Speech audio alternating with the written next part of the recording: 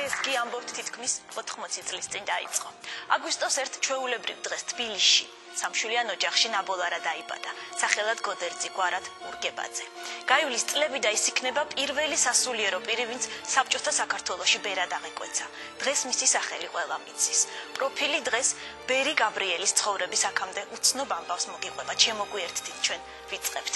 ჩვენი პირველი სტუმარი კი მამა გაბრიელის მორჩილი და მისი საოცარი ცხოვრების უშუალო თვითმხილველია, დედა პარასკევა. გამომშვიდობისა.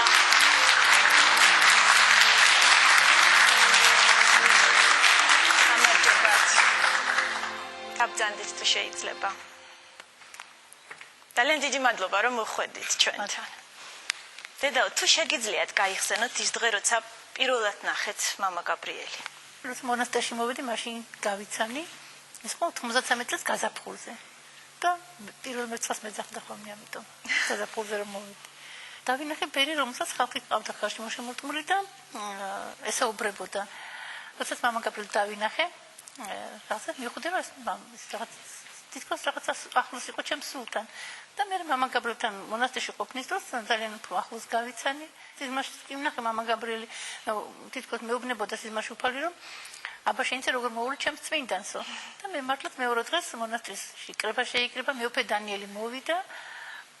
იღუმენე და კეთევანი და აი მეუფე დანიელის გამოსწოდა, რომ მამა გაბრიელი შეუძლო და მას ჭირდება დახმარება და ვინ დავნიშნოთ იღუმენე და იღუმენე კეთევანმა ჩემზე მოათით ეს დავნიშნოთ და მართლაც აი ესეთი ხის განგებულებით დავნიშნეს მამა გაბრიელთან და ამბობენ რომ ცხოვრებაში ძალიან უშუალო ადამიანი იყო მამა გაბრიელი. მამა გაბრიელი იყო კაცრიც თავის ადგილას, იყო უაღრესად დიდი სულიერების მქონე მამა გაბრიელი. და გამოცდის გარეშე ის არავის არ მიიღებდა. ასეთი წმინდა მამები ის ავტარებდა გამოცდას ადამიანს, რათა როგორი იყო მისი სულიერი მდგომარეობა. ხან გააბრაზებდა ხოლმე, რომ ამითი გამოეცნო მისი სულიერი მდგომარეობა და სიტყვას აქედან დაიწყო მისი სულის კურნება. თქვენ თუ ჩაგიტარათ ასეთი გამოცდა? დიახ, უამრავი. შეგიძლიათ გვიამბოთ? დიახ, როგორ არა. ერთხელ მამა გაბრიელთან ვზივარ და შემოიტანეს საჭმელი მონასტრიდან. მარტო და მე ბრინჯის ფრავი ძალიან მიყვარდა და ბრინჯის ფრავი დავინახე ტრაპეზზე და ვიფიქრე, რომ ნეტავი თუ შეიძლება აღჭამა მე რომ გამახსენდა, რომ შუშანიკში წერია, რომ დედაკაც და მამაკაც ერთად ჭამა შეიძლება. ვიფიქრე ნეტავი არ ვიცოდი ეს ცხოვრება და ვიფიქრე ნეტავი როგორ იქნება მithilsot მამა გაბრიელი მოტრიალდა და მეუბნება ჯამი მომაწოდა, რა თქმა უნდა ნაჭრით მოასუფთავა და ჭამოიღოს ბევრი ბრინჯის ფრავი და მომაწოდა ჭამეო. რა თქმა უნდა უხმოდ ვერ გავბედე რაიმე მე თქვა მამა გაბრიელს, უხმოდ შევჭამე, მაგრამ რო დავიწყე ჭამა, აღმოვაჩინე რომ ეს ჯამი იყო ნავთიანი ნაჭრით მოსუფთავებული. და მაგრამ ხმას როგორ ამოვიღებდი და მთლიანად თან ძალიან ბევრი იყო, მაგრამ მაინც უხმოდ დავამთავრე ეს ჭამა და მე მამა გაბრიელმაც აიღო თავისი ჯამი, მოასუფთავა ისე იმავე ნაჭრით და დაიწყო ჭამა. როგორც კი დაიწყო ჭამა, აღმოაჩინა რომ ეს ნავთიანი ნაჭრი და მე შემოვხედა და გაიცინა როგორ შეჭამეო. ხო გამოცდა რა თქმა უნდა. ძალიან დიდი მადლობა მინდა გითხრათ ამ სიტყვებისთვის. პროფილის შემდეგი სტუმარი კი ბერად მამა გაბრიელის მანტიით აღიკვეცა. ბორჯომისა და ბაკურიანის მთავარეპისკოპოსი მეუფე სერაფიმე.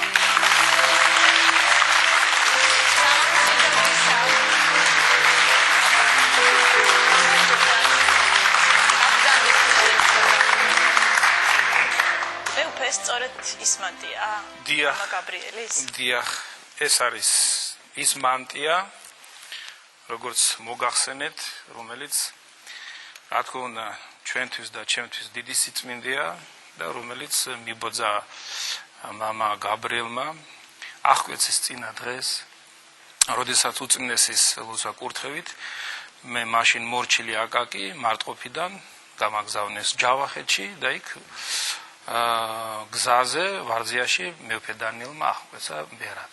როდესაც ეს უცბად გადაწყდა, ცხადია სააღკვეცო სამოსელი არ მქონდა. და რომ შემოვედი ეზოში, დედა იღუმენიამ დედმა დაიწყეს ძებნა და არ აქვს მანტიაო. ამ დროს მესმის მამა გაბრიელის მისკელიაში ხმაური, სიმღერა და გამოდის მამა გაბრიელი და იხილა რომ ასე ვდგევა თავდაბლად და მაიცა ერწუცო, შევიდა კელიაში და გამოიტანა ეს მანტია. შეგიძლიათ მაჩვენოთ? დიახ.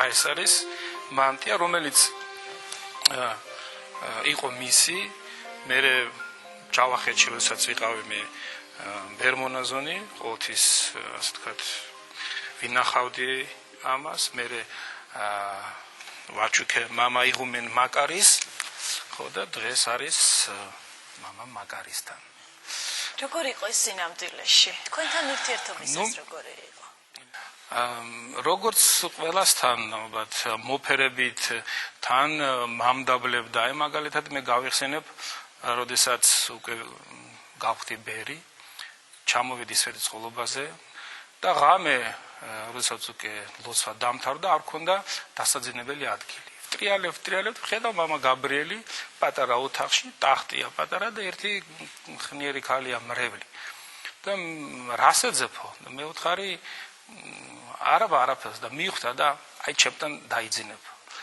ხო და რაღაც შინაგანი ის დამეუფლა ესეთი ამ პარტაუნება და ვფიქრობ ახლა მე გავიხსენებ რომ мама გაბრიელთან ვიწექიო და უეცრად გაჩვენდა და ასე მიყურებს და დამისვა ისეთი კითხვა ისეთი რამ რაც სირცხლისაგან არ ვიცოდი საწავსოლი ხარ რატომ გააკეთა ეს დამამდაბლა ნამდვილად და უფრო მეტი დამამდაბლა მეგონის დედაკაციც და ჩავმონე თავი და ვფიქრობ რა ვქნა და მე გაიღიმა და ასე მომითათუნა მუხზე მითხრა მიყვარს უბრალო ბერებიო ნუ ვამბობენ რომ მას შეეძლო ადამიანების აზრების წაკითხვა მე ასე ფაქტს მოგიყვანთ მე როდესაც უკვე ვიყავი მორჩილი უკვე ვიცოდი რომ мама გაბრიელი რაღაცას ხვდება და ჩვენ გაგონილი ქონდა რომ ის აჩუქებს ადამიანს განსაკუთრებით ისეთი ამ პარტავ ადამიანებს და ამდენიმე ახალგაზრდა ვიდექით და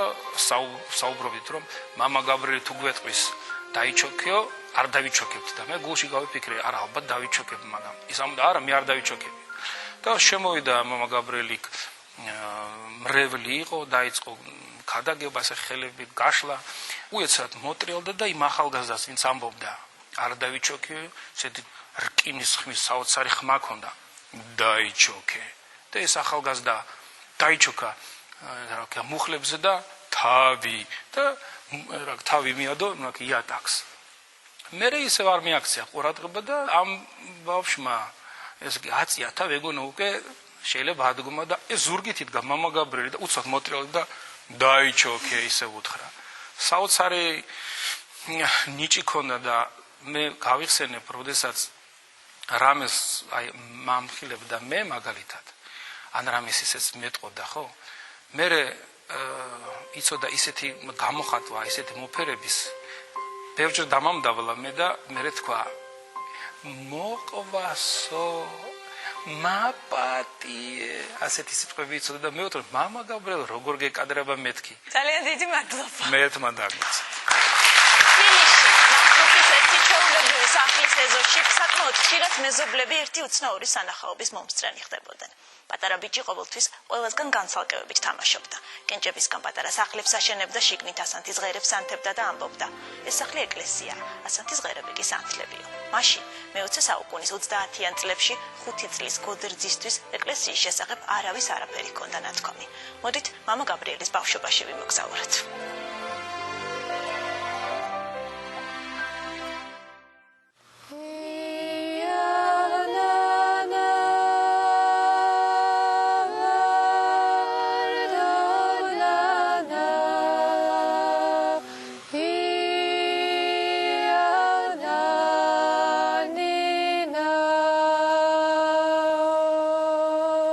საერო სიმღერა დედათა მონასტრის ეზოში არავის უყვარს. გალობელი დედები мама გაბრიელს უმღერიან, როგორც წლების წინ, მის კელიაში. როცა საქართველოზე სევდა შემოაწვებოდა, ბავშვივით ატირებული ნუგეშად იავნანას ითხოვდა.